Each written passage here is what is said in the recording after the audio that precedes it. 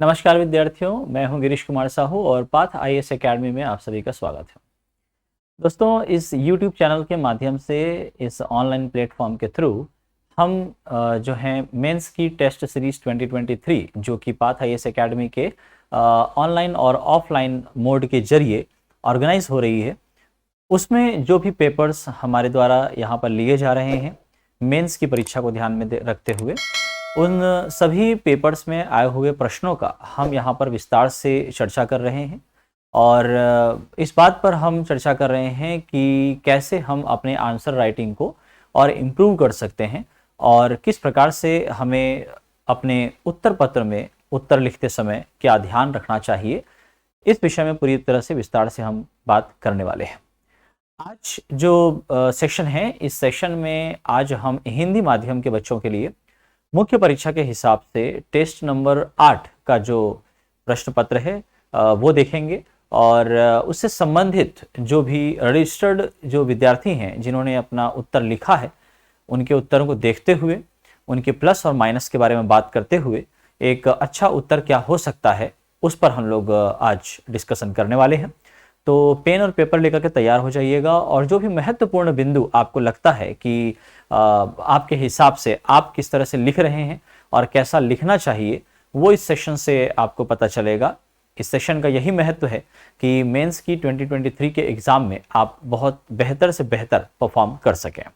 Okay, देखिएगा कि आज का जो पेपर है, इसमें हम आज के इस वीडियो में टेस्ट नंबर 8 में जो दो हिस्से थे, दो भाग थे, जिसमें से एक भाग था हमारा भारत का भूगोल। इस विषय पर हम चर्चा करेंगे और इसके पहले इसी प्लेटफॉर्म के माध्यम से जो मैथ्स सब्जेक्ट है गणित का और साथ ही साथ छत्तीसगढ़ विषय है, उनसे संबंधित छत्तीसगढ़ के इतिहास, छत्तीसगढ़ के भूगोल, छत्तीसगढ़ की अर्थव्यवस्था, इनसे संबंधित जो है हम ऑलरेडी जो भी टेस्ट में क्वेश्चन पूछे गए थे उसके आंसर्स को लेकर के डिस्कशन हम कर चुके हैं। और अगर वो वीडियो आप लोगों ने नहीं देखा है तो ज़रूर आप इस प्लेटफॉर्म में प्लेलिस्ट में चले जाइएगा और वहाँ पर आपको MTS एक्सप्लेनेशन का एक फोल्डर दिखाई देगा जहाँ से आपको सारे वीडियो लेक्चर्स मिल जाएंगे। तो वो देखा है तो अच्छी बात, नहीं देखा है तो ज़रूर देखिएगा। आज हम जो हैं इस वीडियो सेशन में भारत का जो भूगोल है ये हम कवर करने वाले हैं। और यह भी बता दूं कि इंग्लिश माध्यम के जो विद्यार्थी हैं निराश ना हो, इंग्लिश के लिए अलग से एक वीडियो जारी की जाती है और हिंदी माध्यम के लिए अलग से वीडियो जारी की जा रही है। तो दोनों ही माध्यम में सेम टेस्ट पेपर का एक्सप्लेनेशन आपको मिल जाता है। ओके, तो अपने अपने माध्यम के हिसाब से आप वीडियो देखिए और अपनी आंसर राइटिंग को इम्प्रूव करिए। ठीक, आगे बढ़ने से पहले आपको मैं बता दूं कि पाथ आईएएस एकेडमी की ओर से ये जो एवरी ईयर हम हर वर्ष CGPSC मेंस की टेस्ट सीरीज ऑर्गेनाइज करते हैं। 2023 की मेंस टेस्ट सीरीज जो है वो आपकी 24 फरवरी से स्टार्ट हो चुकी है, जो कि 16 मई तक चलने वाली है और ऑनलाइन और ऑफलाइन दोनों ही माध्यम में ये आपका जो है एग्ज़ाम लिया जाता है। और पूरी तरह से छत्तीसगढ़ में हम मान के चलें कि CGPSC की मेंस की परीक्षा के लिए हमारा जो टेस्ट सीरीज़ है ये काफ़ी महत्व रखता है, काफ़ी अच्छा स्थान रखता है और आपको ज़रूर जो है इसमें रजिस्ट्रेशन करवाना चाहिए अगर आप CGPSC के एस्पिरेंट हैं तो। ओके, और साथ ही साथ आपको यह भी बता दूं कि ये 3 राउंड्स में कवर होने वाला है, जिसमें कुल मिलाकर के 28 टेस्ट जो हैं लिए जा रहे हैं। और ये जो आपका टेस्ट है वो राउंड 1 और राउंड 2 और राउंड 3, 3 राउंड में अलग अलग उसमें लेवल हमने डिसाइड किया है और वो 3 लेवल के हिसाब से 3 राउंड हमने दिए हैं नाम। और पहले ये आपका सब्जेक्ट वाइज अलग अलग पेपर यहाँ पर फर्स्ट राउंड में लिया जाता है और उसके बाद फिर टेस्ट नंबर 15 से लेकर के 21 तक ये आपका पेपर वाइज पेपर हम लेते हैं। यानी कि जो CGPSC की मुख्य परीक्षा में 7 पेपर होते हैं उसके अकॉर्डिंग हम यहाँ पर पेपर लेते हैं और फिर राउंड 3 में एक आपका फुल लेंथ का पेपर यहाँ पर फिर से लिया जाता है। यानी कि ऑन द सेम डे आपका दोनों पेपर एक साथ लिए जाते हैं, जैसा वहां पर CGPSC की मुख्य परीक्षा में होता है। ओके, तो इस प्रकार से अगर आप देखेंगे तो ये आपका जो है मेंस की टेस्ट सीरीज काफ़ी अच्छा और महत्वपूर्ण हो जाता है आपके लिए, अगर आपको मेंस की आंसर राइटिंग सुधारनी है तो। क्योंकि ये आप चाहे ऑनलाइन दे चाहे ऑफलाइन दे, आप यहाँ पर जो फैकल्टीज अवेलेबल हैं उनके माध्यम से आप अपना फीडबैक भी ले सकते हो, कहाँ पर आपसे प्लस हो रहा है, कहाँ पे आपके माइनस है और किस पर हमको काम करने की ज़रूरत है। ओके, चलिए, तो रजिस्ट्रेशन करवा लीजिएगा। अगर रजिस्ट्रेशन नहीं करवाया है तो आपको बता दूं कि रजिस्ट्रेशन ओपन है और आप राउंड वाइज इंडिविजुअल भी करवा सकते हैं और चाहे तो आप फुल लेंथ या फुल टेस्ट सीरीज भी आप ले सकते हैं। जो टेस्ट हो चुके हैं उनके भी पीडीएफ फॉर्म में आपको क्वेश्चन पेपर मिल जाते हैं, वो भी आप जो है लिख करके चेक करवा सकते हैं। Okay, so thank you so much. आगे बढ़ते हैं और स्टार्ट करते हैं आज के सेशन को। और आज के सेशन में हम, जैसा कि मैंने आपको बताया कि टेस्ट नंबर जो 8 है ये हम यहाँ पे कवर कर रहे हैं, जो कि राउंड 1 का पेपर है और इसमें 2 हिस्से थे।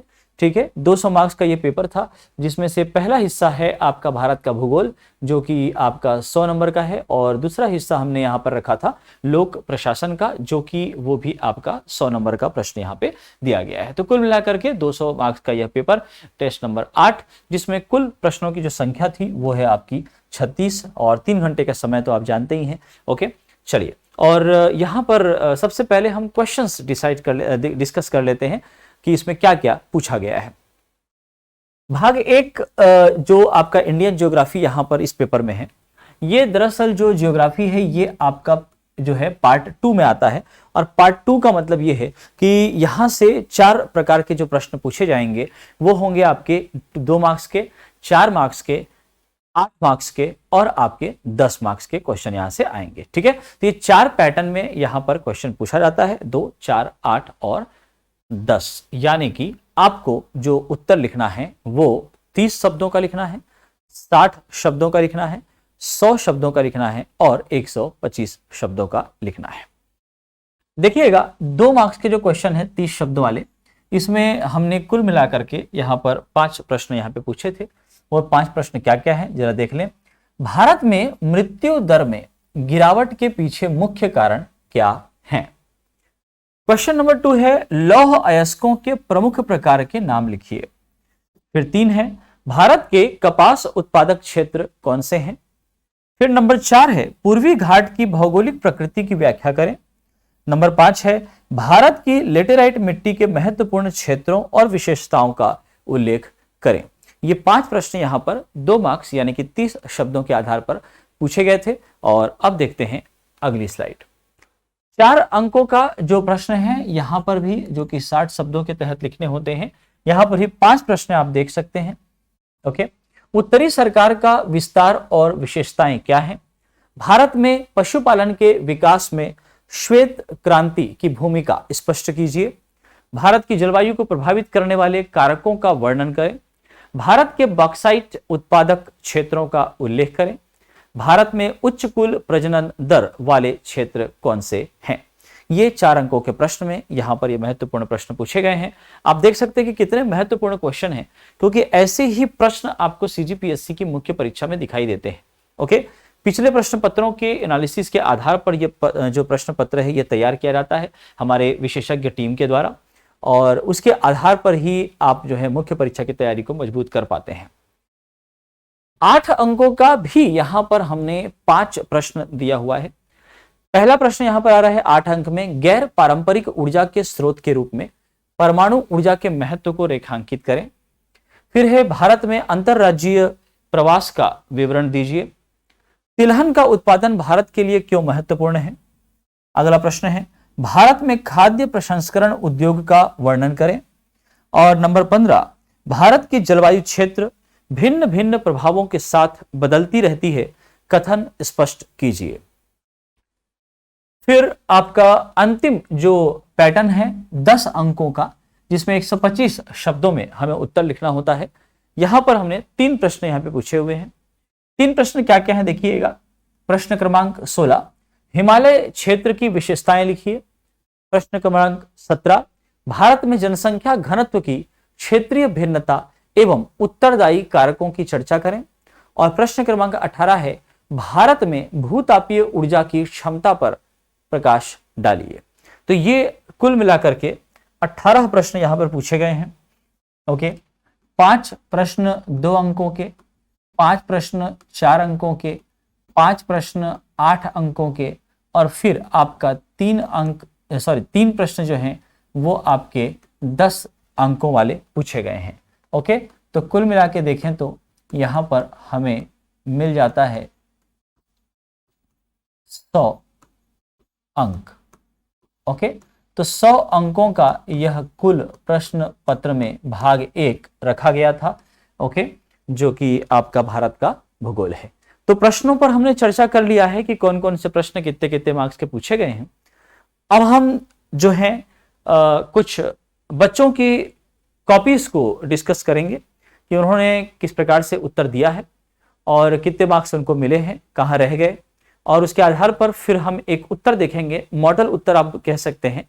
मॉडल उत्तर में हमने कोशिश की है कि अधिक से अधिक शब्दों का प्रयोग करते हुए और ज़्यादा से ज़्यादा कंटेंट उसमें दिया गया है, और विद्यार्थी जो है स्वतंत्र हैं कि इस मॉडल उत्तर को देख करके आप अपने शब्दों में और उसको किस प्रकार से 2 मार्क्स में पूछा गया है तो 2 मार्क्स में लिखें, और कैसे 4 मार्क्स में वही प्रश्न आ जाए तो कैसे उसको लिखना है। ओके, तो इन पर ध्यान देते हुए आगे का डिस्कशन हम देखेंगे। देखें, 2 मार्क्स का पहले हम लोग डिस्कस करते हैं, है ना। तो इसमें आप देखेंगे कि पहला प्रश्न जो था हमारा, भारत में मृत्यु दर में गिरावट के पीछे मुख्य कारण क्या है। उत्तर यहाँ पे आ रहा है कारण, ऐसा इन्होंने लिखा हुआ है, और उसके बाद फिर चिकित्सा का उचित उपयोग, बीमारियों पर नियंत्रण, शिक्षा का विस्तार, पोषण स्तर में सुधार, जीवन स्तर में सुधार आदि। ठीक है, ये एक तो आप देख रहे हैं कि एक कंप्लीट स्टेटमेंट आपको नहीं दिख रहा है, और ठीक बात है, कोई इशू नहीं है, पूरा कथन हो चाहे ना हो, आप पॉइंट वाइज भी लिख सकते हैं।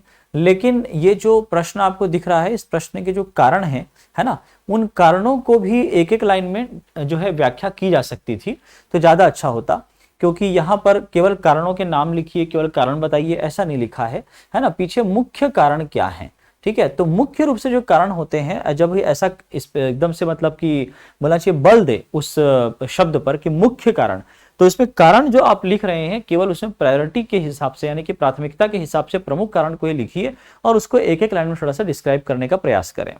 दूसरी बात यह है कि यहाँ पर इनके पास स्पेस था, ठीक है, स्पेस होते हुए भी इन्होंने जो है 2 लाइन में यहाँ पर लिख करके खत्म कर दिया है, जो कि कंटेंट भी इनके पास है, ऐसा नहीं है कि नहीं है ना, कंटेंट भी है, स्पेस भी है, तो पूरा इनको लिखना चाहिए था। बाकी हाँ, जो लिखा है वो सही है, इस वजह से इनको 2 में 1 नंबर जरूर मिले हैं। ओके, फिर अगले प्रश्न को देखेंगे तो वहां पर भी वैसा ही कुछ देखने को मिल रहा है। प्रमुख प्रकार के नाम लिखिए लौह अयस्कों के। तो लौह अयस्कों के प्रमुख प्रकार इन्होंने ऐसा लिख करके फिर जो है आपका नंबरिंग कर दिया है। नंबर 1 हेमेटाइट, मैग्नेटाइट, लिमोनाइट, तो 3 नाम इन्होंने लिखे हैं। ओके, और फिर भारत में प्रमुख रूप से हेमेटाइट अयस्क मिलता है, जबकि मैग्नेटाइट सबसे उत्तम प्रकार की लौह अयस्क है। ये थोड़ा सा इन्होंने क्या किया, उसको व्याख्या उसकी कर दी है 2 लाइन में। ठीक है, तो बिल्कुल उचित है, ऐसा करना ही चाहिए, और 1 नंबर इनको मिला है। क्यों? क्योंकि पूरी तरह से पूरा आंसर यहाँ पे हमको नहीं मिला है। ठीक है, कुछ रह गया है। क्या रह गया है जरा देखते हैं, है ना। अच्छा, एक प्रश्न पत्र, एक उत्तर पत्र हम लोग और डिस्कस कर लेते हैं। भारत में मृत्यु दर में गिरावट के पीछे मुख्य कारण क्या है? इन्होंने जो लिखा है 4 लाइन में यहाँ पे दिख रहा है हमको। इन्होंने मानव विकास सूचकांक के को रेफरेंस देते हुए इसके संदर्भ में बात कही है। ओके, तो मानव विकास सूचकांक के अनुसार इन्होंने बताया है कि मनुष्य को अच्छा स्वास्थ्य और अच्छी शिक्षा प्रदान करने पर वह अपने देश के विकास में पूंजी वही कर सकता है। ओके, ठीक है, पूंजी से जोड़ दिया गया है इस चीज को। भारत में मानव को अच्छी स्वास्थ्य व्यवस्था, जो कि कोरोना काल में उचित, अच्छी शिक्षा प्रणाली, 1 पॉइंट यहाँ पे इन्होंने ये डाला है। देन आपका विभिन्न कल्याणकारी योजनाओं जैसे पेंसिल योजना, यानी कि ये साथ साथ जो भी इन्होंने लिखा है उसको जस्टिफाई करने के लिए उसके साथ कुछ लाइक एग्जाम्पल या उदाहरण के तौर पे कुछ जोड़ के इन्होंने लिखा है। तो काफी अच्छी चीज यहाँ पे देखने को मिल रही है ना, जिसमें उनके जीवन स्तर में सुधार हो रहा है। उसकी वजह से क्या एक इम्पैक्ट यहाँ पे पड़ रहा है वो भी इन्होंने प्रभाव को भी लिख दिया है। और प्रति व्यक्ति आय में वृद्धि से इतना से वे आर्थिक समृद्धि युक्त जीवन निर्वाह कर रहे और मृत्यु दर में कमी आई है। ओके, तो ये इस प्रकार से इन्होंने बहुत सारे पहलुओं को एक साथ यहाँ पे रखा है। ओके, आर्थिक पहलू भी हमको दिख रहा है, शैक्षणिक पहलू भी हमको दिख रहा है यहाँ पर, ठीक है, और उसके साथ साथ उसको लिखने के साथ साथ उन्होंने क्या किया है, जस्टिफाई भी किया है। तो ये एक अच्छी चीज है, आप हमेशा ध्यान रखिएगा कि जब भी हम प्रश्न का उत्तर देते हैं तो उत्तर जो हम लिख रहे हैं उसको जस्टिफाई करना भी जरूरी हो जाता है, ठीक है ना। जरूरी नहीं है कि हमेशा ये चीज की जा सकती है, लेकिन प्रश्नों के जो पैटर्न है उसके आधार पर, उसके फॉर्मेट के आधार पर, यानी कि प्रारूप के आधार पर आपको जहां पर भी उचित लगता है जरूर आप उत्तर लिखते समय ये ध्यान रखें कि कैसे हम जस्टिफाई करें। जस्टिफाई करने का मतलब ये होता है कि आप उसके साथ कोई डेटा दे सकते हैं, कुछ आंकड़े के आधार पर आप बात कर सकते हैं, कुछ उदाहरण के फलस्वरूप आप बात कर सकते हैं। तो ऐसे जो पॉइंट्स हैं बिल्कुल आप उसको क्या करिए, मेंशन करिए। ओके, चलिए, तो ये इनको जो है यहाँ पर 1.5 मार्क्स मिले हैं, काफी अच्छा मार्क्स यहाँ पर मिला है इनको, ठीक है। चलिए एक बार हम बात कर लेते हैं अब इसके मॉडल उत्तर के बारे में। देखिए मॉडल उत्तर, जैसा कि मैंने बताया आपको कि ये आपका 2 मार्क्स का क्वेश्चन 30 वर्ड्स में आपको लिखना है। तो ये जो उत्तर आप देख रहे हैं इसमें आपको ज्यादा वर्ड्स भी आपको मिल सकते हैं। ओके, हमारा उद्देश्य ये है कि आपको अच्छे वर्ड्स मिले, अच्छा कंटेंट मिले, और उस कंटेंट के आधार पर आप कैसे उस चीज को आप अपने उत्तर में समाहित करेंगे, लिखेंगे, ये आपके ऊपर है। ओके, तो भारत में मृत्यु दर के कारण क्या है, तो देखिए हमने यहाँ पे फिर से नहीं लिखा है कि कारण हमने लिखे, है ना, ऐसा हमने यहाँ पर कारण लिखा हो और उसके बाद फिर डैश करके लिखा हो। आप सीधा सीधा पॉइंट वाइज उत्तर लिखना चालू कर दीजिए, ठीक है। ऐसा आप कर सकते हैं, कर देते हैं। तो अगर ऐसा लिख रहे हो तो भी ऐसा नहीं कह रहा हूं कि मतलब वो गलत है, आप ऐसा भी लिख सकते हैं, लेकिन समय बचाइए। ये ऐसा लिख करके कोई विशेष आप उसको बिंदु, कोई आंसर आप नहीं दे रहे हो, केवल और केवल जो प्रश्न में पूछा है उसको आपने लिख दिया है कि कारण, ठीक है। तो ये नहीं लिखेंगे तो इससे बचिए, ज्यादा अच्छा है। क्यों? क्योंकि ये कुछ नहीं, आपका केवल टाइम कंज्यूम करता है। तो हमको ये देखना है कि वही देना है जिससे हमको नंबर मिलना चालू हो जाए, ठीक है। तो सीधे सीधे टू द पॉइंट आंसर करना चालू कर दीजिए। तो आंसर यहाँ पे जो आपको दिख रहा है उसके आधार पर लिखा है औषधीय और स्वास्थ्य प्रौद्योगिकियों में प्रगति। ओके, देन बेहतर पानी और स्वच्छता सुविधाओं के कारण हैजा जैसी संक्रामक बीमारियों के प्रसार में कमी आई है। ओके, सार्वजनिक वितरण प्रणाली के लगभग सार्वभौमिकीकरण के कारण बेहतर खाद्य सुरक्षा, और महिलाओं में साक्षरता बढ़ने से बच्चों का स्वास्थ्य बेहतर होगा। ओके, तो कोशिश करिएगा कि ऐसे कुछ प्रश्न आ जाए जहां पे आपको लगता है कि थोड़ा सा वन लाइनर टाइप से ही मुझे आंसर करना चाहिए, तो वहां पर वैसा ही आंसर करिए, एकदम से पॉइंट पॉइंट लिख करके बचिए मत और आगे मत बढ़ जाइए, ठीक है। तो ऐसे वन लाइनर में आंसर इसका करिए। हाँ, बुलेट पॉइंट ऐसा बना के लिखा जा सकता है, पैराग्राफ वाइज लिख रहे हैं तो भी चलेगा, 1 2 3 4 करके आप नंबरिंग कर देते हैं तो भी आपका ये सही है, कोई इशू नहीं है। ओके, चलिए अगले प्रश्न पर चलते हैं। 2 मार्क्स का जो अगला प्रश्न यहाँ पे पूछा गया था, लौह अयस्क के सभी प्रमुख प्रकारों के नाम लिखिए। चलो प्रकारों के नाम लिखते हैं। तो यहाँ पर प्रमुख रूप से 4 प्रकार आते हैं, हेमेटाइट, मैग्नेटाइट, लिमोनाइट और आपका सिडेराइट। ओके, ये 4 नाम हैं। तो एक प्रश्न पत्र जो हमको दिखाई दिया था उसमें केवल हमारे पास 3 ही नाम उन्होंने लिखे थे, केवल ये 3। ओके, तो ये रह गया था, इसलिए उनको कम नंबर मिले थे।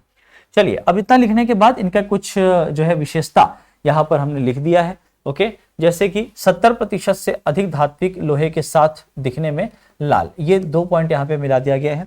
लौह सामग्री के मामले में दूसरा सबसे अच्छा है, क्योंकि 60 से 70% इसमें मैग्नेटाइट में जो है क्या होता है, आयरन कंटेंट या लौह सामग्री होती है, ठीक है ना।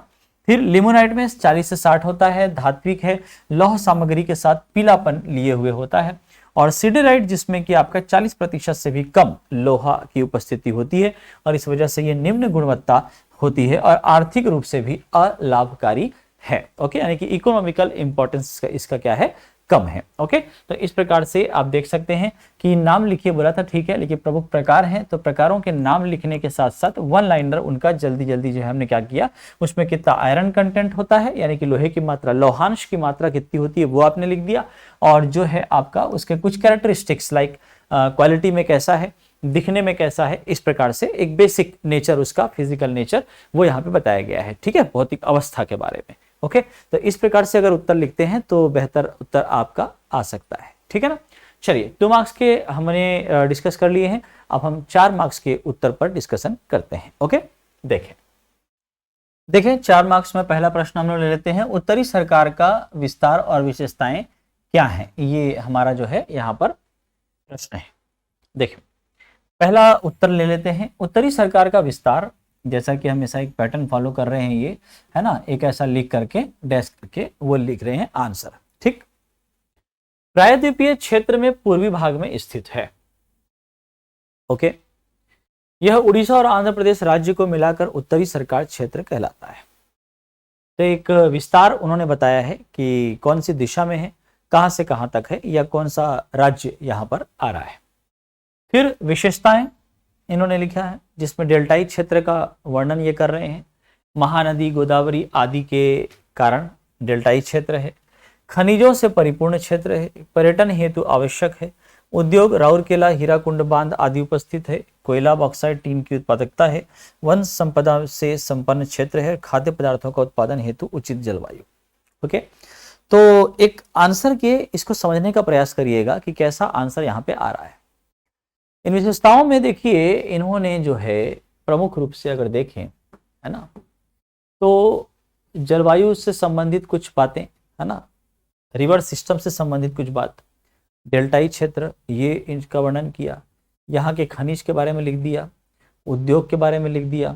ओके, फिर वन संपदा के बारे में लिख दिया है, और फिर खाद्य पदार्थ के बारे में यहाँ पे लिखा है।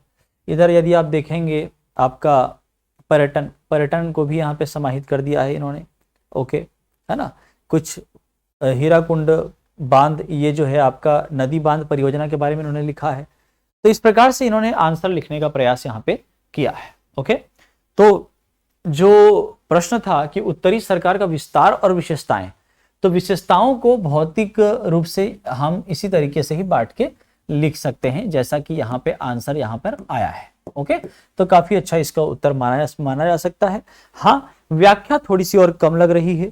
ठीक, एक और चीज आपको देखने को मिल रही है कि यहाँ पर इन्होंने जो है आंसर लिखा है और साथ ही साथ एक भारत का आउटलाइन, एक मैप बनाने की कोशिश इन्होंने की है, और उसमें भी इन्होंने जो है ये उत्तरी सरकार तट को यहाँ पर क्या किया है, रिप्रेजेंट कर दिया है कि कहाँ पर है। ओके, तो ये एक अच्छा कह सकते हैं प्रेजेंटेशन है, फॉर्मेट है लिखने का। ओके, स्ट्रक्चर वाइज भी अच्छा है, कंटेंट वाइज थोड़ा कम है और बेहतर हो सकता था। ओके, है ना, तो ये काफी अच्छा है। थोड़ा मैप को और आप अच्छा बनाने की कोशिश करें। ठीक, जितना अच्छा बना सकते हैं उतना सही रहेगा। ओके, और ये बाकी चीज़ें जिन्होंने करी हैं बहुत अच्छा है, यानी कि एक साइड में इन्होंने मैप बनाया, डायग्राम बनाया, और इस तरीके से इन्होंने एक बॉक्स से उसको घेर भी दिया है। ठीक है, जो कि काफ़ी अच्छा प्रेजेंटेशन है। ओके, आपको ऐसे ही करना चाहिए। कई लोग होते हैं जो क्या करते हैं कि आपका जो है मैप एक बना देते हैं और फिर मैप में ही सब ऐसे लिख दिया जाता है, लाइक पूरा यहाँ तक ऐसे लिख दिए, इधर जगह बचा यहाँ लिख दिए, फिर ये यहाँ तक आ गया, फिर ये यहाँ तक आ गया, ये पूरा यहाँ तक चलेगा, फिर नीचे पूरा ऐसे चला गया। ठीक है, तो ये पूरा जो मैप है, जो डायग्राम है, वो उसी के अंदर धंस जाता है, मान के चलो। ठीक है, तो वैसा हमको नहीं करना है। प्रेजेंटेशन पे वर्क करना जरूरी है, अलग अलग जगहों पर उसको करिए, एक साइड में बनाइए। डायग्राम हमेशा छोटा होना चाहिए, बहुत बड़ा उसको नहीं बनाना है। ओके, और इतना बनाना है कि मुख्य रूप से जो आप बताना चाहते हैं वो पता चल जाए। ओके, तो वो ज़्यादा बेहतर होता है, और इस तरीके से ऐसा एक बॉक्स के अंदर उसको रख दीजिए तो प्रेजेंटेशन काफ़ी अच्छा हो जाता है। ओके, दिखने में काफ़ी अच्छा लगेगा। ओके, तो ये एक उत्तर इन्होंने लिखा।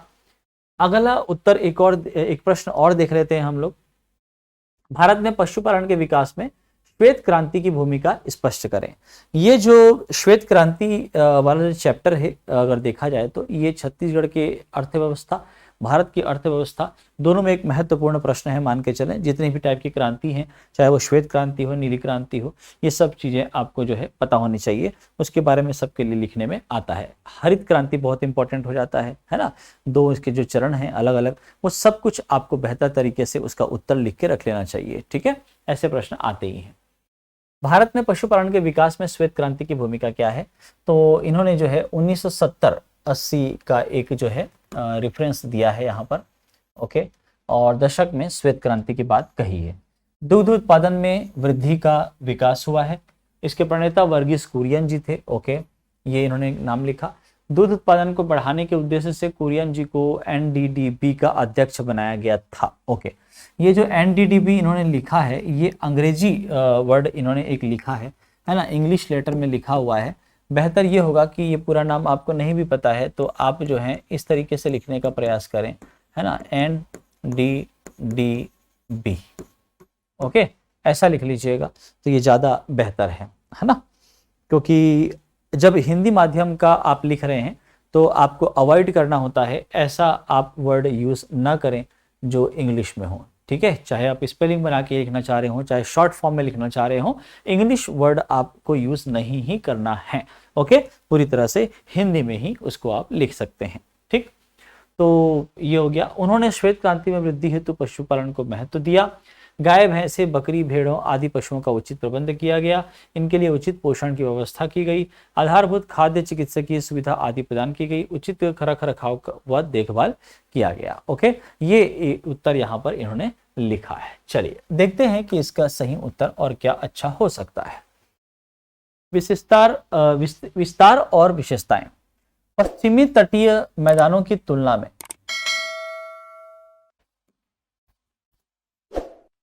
बंगाल की खाड़ी के जो तटीय मैदान हैं वो चौड़े और समतल हैं। उत्तरी भाग में मुख्य रूप से उड़ीसा है और आंध्र प्रदेश है। ओके, और इन्हें ही उत्तरी सरकार कहा जाता है। महानदी, गोदावरी और कृष्णा जैसी बड़ी प्रायद्वीपीय नदियों के डेल्टा शामिल हैं। चिल्का झील जो भारत की सबसे बड़ी खारे पानी की झील है वो भी इस क्षेत्र की एक महत्वपूर्ण विशेषता है। ओके, तो यहाँ पर जो उत्तर लिखा है ये भी आप लिख सकते हैं। ठीक है, और चूंकि ये उत्तरी सरकार तट के बारे में बात हो रही है तो ये पूर्वी तट जो है आपका, उसको पश्चिमी तट के तुलना में थोड़ा सा 1-2 लाइन आपको लिखना था जो यहाँ पे लिखा हुआ है। ओके,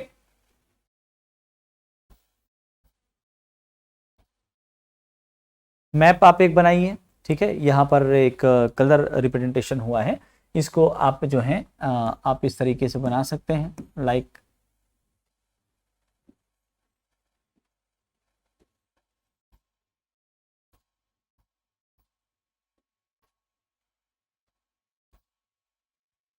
ऐसा बना दीजिए, है ना, और यहाँ पर आप इसको दिखा दीजिए, ये रहा आपका उत्तरी सरकार ऐसा।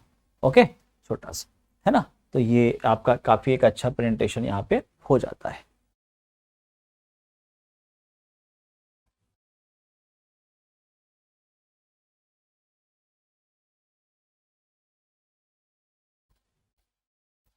दूसरा जो प्रश्न हमने लिया था, भारत में पशुपालन के विकास में श्वेत क्रांति की भूमिका, है ना, यहाँ पर लगभग वही आपका आता है कि कब हुआ वो आपने लिख दिया, तो 1910। तो 1910 के दशक में शुरू की गई श्वेत क्रांति, जिसको ऑपरेशन फ्लड भी कहते हैं, दुनिया का सबसे बड़ा डेयरी विकास कार्यक्रम था। किस रूप में चालू हुआ था वो आपने बता दिया। भारत को दूध की कमी वाले देश से दुनिया का सबसे बड़ा दूध उत्पादक देश बना दिया। ठीक, ये इसका एक इम्पैक्ट हमको दिख रहा है, क्योंकि भूमिका की बात हो रही है तो भूमिका में हम क्या करते हैं कि हमेशा एक पॉजिटिव भूमिका जो उसकी हो सकती है ना, क्या उसका इम्पैक्ट पड़ा, सही सकारात्मक प्रभाव क्या पड़ा, उन चीजों को हम उसकी भूमिका के तहत लिख लेते हैं। ठीक, पशुपालन के विकास में क्या भूमिका है, तो बेहतर उत्पादन के लिए पशु आहार की बदलती संरचना को प्रोत्साहित किया, उत्पादकों के लिए बेहतर कीमतें और हजारों लोगों के लिए प्रत्यक्ष रोजगार उत्पन्न हुआ, विपणन और प्रबंधन, ब्रांडिंग और प्रौद्योगिकी आदि जैसी क्षेत्र में उत्कृष्टता के लिए एक मंच तैयार हुआ। ओके, तो ये जो है आपका इस प्रश्न का उत्तर है और इसी प्रकार से आंसर इसका करना चाहिए। ठीक, आई होप कि आपको चीजें समझ में आ रही है कि किस प्रकार से हम लिखना चाह रहे हैं, कैसे हमको लिखना चाहिए। ओके, तो ये 4 मार्क्स के हो गए। अब हम 8 मार्क्स के एक प्रश्न को देखते हैं। देखें, खंड क्रमांक 3 8 अंकों का प्रश्न है, यानी कि 100 शब्दों में यहाँ पे उत्तर लिखना है। गैर पारंपरिक ऊर्जा के स्रोत के रूप में परमाणु ऊर्जा के महत्व को रेखांकित करें, ये हमारा प्रश्न है। यहाँ पर गैर पारंपरिक ऊर्जा के बारे में सबसे पहले इन्होंने लिखा है। ओके, वे ऊर्जा स्रोत हैं जो पर्यावरण हितैषी एवं कम खर्चीली होते हैं। यह सस्ता एवं निरंतर ऊर्जा प्रदान करने वाला ऊर्जा होती है। परमाणु ऊर्जा के बारे में इन्होंने लिखा है, परमाणु ऊर्जा से बिजली उत्पन्न किया जाता है, यह बिजली उत्पादन का उपयुक्त साधन है। ओके, तो दोनों ऊर्जाओं को पहले इन्होंने समझा दिया। ठीक है भाई, उसके बाद फिर क्या लिख रहे हैं, परमाणु ऊर्जा को सामरिक दृष्टि से भी उपयोग किया जाता है। ओके, अच्छी बात है। यह पर्यावरण हितैषी बिजली उत्पादक स्रोत है। यह रोजगार सृजित करने का प्रमुख स्रोत है। प्रौद्योगिक उपकरण की आवश्यकता और कुशल श्रमिक की आवश्यकता होती है। राष्ट्र की सुरक्षा करने के लिए परमाणु ऊर्जा का उपयोग आदि। ओके, यहाँ पर और बेहतर आंसर हो सकता था। ये थोड़ा सा एक सामान्य उत्तर हो गया, मान के चलिए कि एक जनरलाइज्ड आंसर है ना, यहाँ पर हमको देखने को मिल रहा है। ओके, इसको थोड़ा सा और बेहतर तरीके से लिखना इनको था। ठीक है, एक और देखते हैं उत्तर उन्होंने क्या लिखा है। परमाणु ऊर्जा का अनवीकरणीय संसाधन है, अर्थात इसे पुनः फिर उत्पादित करने में लाखों वर्ष का समय लग जाएगा। वर्तमान में परमाणु ऊर्जा विद्युत उत्पादन हेतु तापीय, जल विद्युत एवं नवीकृत ऊर्जा स्रोतों के बाद चौथा प्रमुख स्रोत है। देश की परमाणु विद्युत की स्थापना क्षमता लगभग 6780 मेगावाट थी, जिसका 2032 तक लक्ष्य 2700 मेगावाट का है। अच्छा, डेटा के हिसाब से ये बात कर रहे हैं। ओके,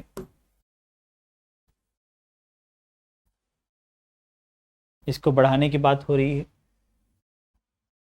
वर्तमान में देश में 21 रिक्टर एवं 7 विभिन्न केंद्र कार्यरत हैं।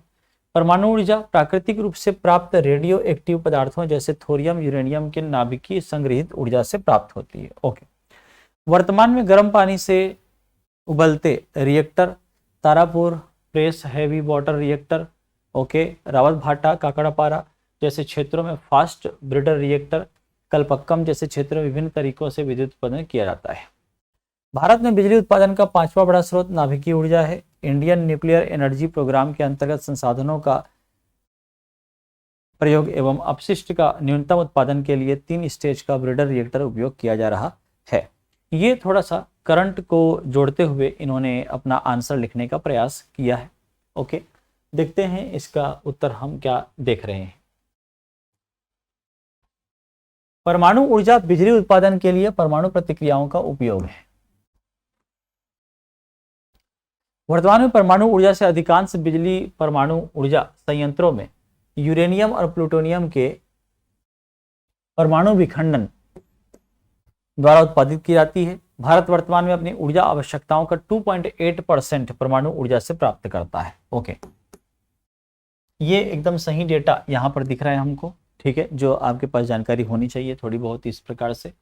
गैर पारंपरिक ऊर्जा स्रोत के रूप में क्या महत्व है वो यहाँ पर लिखने का प्रयास है। भारत जीवाश्म ईंधन संसाधनों में बहुत समृद्ध नहीं है। बड़ी और बढ़ती ऊर्जा मांग को ध्यान में रखते हुए परमाणु ऊर्जा सहित सभी ऊर्जा स्रोतों को इष्टतम ढंग से तैनात करने की आवश्यकता है। यह स्वच्छ और पर्यावरण अनुकूल है। इसके उत्पादन के दौरान कोई कार्बन उत्सर्जन नहीं होता है। क्योंकि इसे 24/7 सोर्स किया जाता है, इसलिए यह बिजली उत्पादन का बेस लोड स्रोत साबित हो सकता है। परंतु परमाणु ऊर्जा क्षमता के विस्तार से शुद्ध शून्य अर्थव्यवस्था के लक्ष्य को पूरा करने के लिए देश के ऊर्जा परिवर्तन में मदद मिलेगी। ओके, तो ये एक जो है उत्तर यहाँ पर हमने यहाँ पे दिया है। ओके, इसके आधार पे या इससे और अच्छा प्रेजेंटेशन के साथ आप अच्छे उत्तर लिखने के लिए स्वतंत्र हैं, वैसे ही आपको उत्तर लिखना चाहिए। ओके, अब हम 10 अंक के प्रश्नों को देखते हैं। इसमें 10 अंक में हिमालय क्षेत्र की विशेषताएं लिखिए, ये एक प्रश्न यहाँ पे पूछा गया था। हिमालय क्षेत्र यहाँ पर हेडिंग दिया करके आगे लिखा गया है कि भारत के पूर्व से पश्चिम तक समानांतर रूप से फैली हुई है। पूर्व में नंगा पर्वत से, पश्चिम में नामचा पर्वत से विस्तृत है। ओके, तक विस्तृत है, ऐसा होना चाहिए। तो ये एक इन्होंने शॉर्ट में हिमालय क्षेत्र कहाँ पर है वो बताने का प्रयास किया है। यहाँ पर लिखा भी हुआ है ट्रांस हिमालय, बृहद हिमालय, मध्य हिमालय, शिवालिक हिमालय। थोड़ा और अच्छा प्रेजेंटेशन इनका हो सकता था, ताकि ये जो थोड़ा सा कहना चाहिए कि एकदम मिक्स हो गया है, सब मिजरा हो गए है ना, वैसन वाले केस नहीं होना चाहिए। ठीक है, ओके, तो थोड़ा सा और बेहतर तरीके से प्रयास कर सकते थे। लाइक ऐसा एक यहाँ पर इस तरीके से बना दिया जाए हिमालय, है ना। उसके बाद फिर ये आपका ट्रांस हिमालय के बाद फिर ये आपका बृहद हिमालय। ठीक है, ट्रांस हिमालय के 2 पहलू हो जाते हैं ऐसे, है ना, ये बना देते। फिर ये आपका मध्य हिमालय आ जाता, ठीक, और फिर ये आपका शिवालिक हिमालय। तो इसमें क्या थोड़ा सा दिख रहा है ध्यान से, 1 2 3 4 ऐसा भी करके अलग से यहाँ पे साइड में एक साथ लिखा जा सकता था। यहाँ पर जैसे है ना, ये ट्रांस हिमालय है, ठीक है ना, फिर ये बृहद हिमालय है, ऐसा करके लाइन से एक के नीचे एक ऐसे 4 पॉइंट लिख देते, तो ये क्या हो जाता है कि बहुत अच्छा प्रेजेंटेशन यहाँ पर हो जाता। ओके, चलिए जो लिखा है उसके हिसाब से अगर देखें, विशेषताओं, मध्य एशिया से आने वाली ठंडी पवनों को भारत प्रवेश से रोकती है। अच्छा, यह क्षेत्र अनेक हिम नदों का उद्गम है स्थल है, लाइक गंगोत्री, मिलाप, यमुनोत्री आदि। ओके, कश्मीर क्षेत्र में केसर की खेती है तो उपयुक्त परिस्थिति उपलब्ध कराती है। ओके, देखिए ये जो लिखा हुआ है कंटेंट तो आप देख सकते हैं कि किस प्रकार से लिखा है। क्योंकि ये 10 नंबर का प्रश्न है, लॉन्ग आंसर है, तो बेहतर होता है कि ऐसे प्रश्नों के उत्तर को आप हेडिंग बना के लिखिए, ठीक है ना, एक टाइटल दीजिए, हेड लाइक कि भौतिक विशेषताएं, है ना, फिर वहाँ की मिट्टियाँ, ओके, वहाँ की चट्टानें, क्योंकि हिमालय के बारे में पूछ रहा है तो अलग अलग कौन कौन से चट्टानों से वो बना है। फिर उसकी अवस्थिति को बताइए, उसकी औसत ऊंचाई को बताइए, है ना, औसत चौड़ाई को बताइए। ओके, और इस प्रकार से वो हिमालय की विशेषताओं को आप लिख सकते हैं। इस हिमालय का क्षेत्रीय विशेषता भी लिख सकते हैं आप, कि पंजाब वाला हिस्सा पंजाब हिमालय कहलाता है, कश्मीर वाला कश्मीर हिमालय कहलाता है, असम वाला असम हिमालय कहलाता है। यहाँ की खासियत ये है कि यहाँ पे पेड़ ज़्यादा हैं या वन ज़्यादा है तो यहाँ पे बारिश ज़्यादा होती है। यहाँ के जो माउंटेन्स हैं बहुत चौड़े हैं, बहुत हाइटेड हैं, ठीक है, लंबाई और ऊंचाई में बहुत अधिक हैं, ऐसा कुछ लिखा जा सकता है। ठीक है, तो आप बेहतर से बेहतर लिखने के लिए प्रयास करिए कि ऐसे जब लॉन्ग आंसर आते हैं, लॉन्ग आंसर को थोड़ा सा आप कैटेगराइज कर दीजिए, कुछ बिंदुओं में बांट दीजिए और बिंदुओं के आधार पर उसका उत्तर लिखने का प्रयास करिए। ओके, तो ज़्यादा बेहतर तरीके से उसका प्रेजेंटेशन जो है वो रहेगा और फॉर्मेट भी अच्छा रहेगा। ओके, तब और उससे फिर ये भी होता है ना कि आप कुछ लिखते लिखते छूट नहीं पाएगा, क्योंकि आपके दिमाग में हेडिंग है, हेडिंग से जब लिख रहे हो, ठीक है, तो मुख्य बिंदुओं के आधार पर तो कुछ छूटेगा नहीं कि हाँ ये बिंदु रह गया, इसको लिख लिया जाए, इसको लिख लिया जाए। लेकिन जब बिना बिंदु के आधार पर बस केवल लिखते चलते हो कि हाँ ऐसा लिख दें, ऐसा लिख दें, ये है, तो उसमें कुछ ना कुछ रह जाता है और वो बिखरा बिखरा सा लगता है। ओके, तो इसलिए कैटेगरी वाइज बांट के आंसर करिए। ठीक, देखेंगे इसका उत्तर एक बार देख लेते हैं, फिर बाकी उत्तर आप जरूर देख लीजिएगा। ये देखें, हिमालय क्षेत्र की विशेषताएं, क्या उत्तर मिल रहा है हमको। हिमालय भूवैज्ञानिक रूप से युवा और संरचनात्मक से रूप से मुड़े हुए पर्वत हैं जो भारत की उत्तरी सीमाओं पर लगभग जो है आपका 2400 किलोमीटर तक फैले हुए हैं। यह पर्वत श्रृंखलाएं सिंधु से लेकर ब्रह्मपुत्र तक पश्चिम पूर्व दिशा में फैली हुई हैं। ओके, विशेषताओं में हमने क्या लिखा, तो चौड़ाई है, ऊंचाई है, फिर इसका विस्तार है, फिर उसके बाद फिर जो अलग अलग हिमालय हैं वो यहाँ पे बिंदु हमने डाल दिया है, ग्रेट आंतरिक हिमालय या हिमाद्री है, हिमालय या लघु हिमालय और शिवालिक हिमालय, और उसके बारे में फिर उसकी विशेषताएं लिखी जा रही हैं। तो ये काफ़ी अच्छा एक आंसर है। इस तरीके से अगर आप प्रेजेंट करते हो तो ज़्यादा बेहतर आपका रहेगा। ओके, तो इस प्रकार से आप आंसर करिए, है ना। तो आई होप कि आपको ये वीडियो आपको अच्छी लगी होगी। ओके, और किस प्रकार से हमें उत्तर लिखना चाहिए आप इन चीज़ों को ध्यान में रखते चलिएगा। एक एक प्रश्न हम विस्तार से चर्चा करते जा रहे हैं और उसमें क्या प्लस हो सकता है, क्या और माइनस हो सकता है, किस प्रकार से आप अपने उत्तरों को किस प्रारूप में लिखें, कैसा उसका स्ट्रक्चर होना चाहिए। ओके, इन सभी महत्वपूर्ण पहलुओं पर हमने डिस्कशन किया। So thank you so much. आगे आने वाले सेशंस में और हम लोग जो है चर्चा करेंगे अलग अलग विषयों और अलग अलग संबंधित विषयों पर और महत्वपूर्ण बिंदुओं पर। ओके, अगर आपको अच्छा लग रहा है ये सेशन और भी वीडियो आपको चाहिए मेंस से संबंधित या मुख्य परीक्षा से संबंधित, तो ज़रूर आप जो है हमें कमेंट करिएगा और बताइएगा कि कौन सा प्रश्न आपको अच्छा लगा और उसका उत्तर किस प्रकार से हमें देना है। आप अपने प्रश्न भी लिख सकते हैं कमेंट बॉक्स में, और बाकी जो अदर वीडियोस अवेलेबल हैं उन सब का लिंक जो है वो डिस्क्रिप्शन बॉक्स में अवेलेबल है। Thank you so much.